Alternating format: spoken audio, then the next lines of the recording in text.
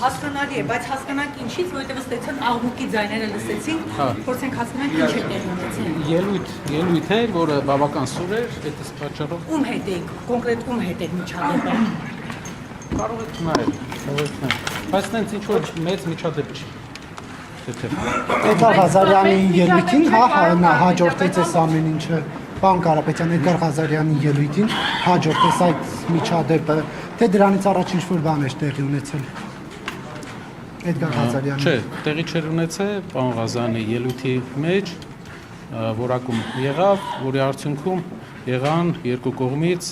որակումներ։ Սրիկա արտահայտություն արեց պարոն Ղազարյանը։ Խոսենք, լավ, շնորհակալ։ Եվ այսպիսով այդ բարեկրթության զինադատարը խախտվում է, թե ոչ։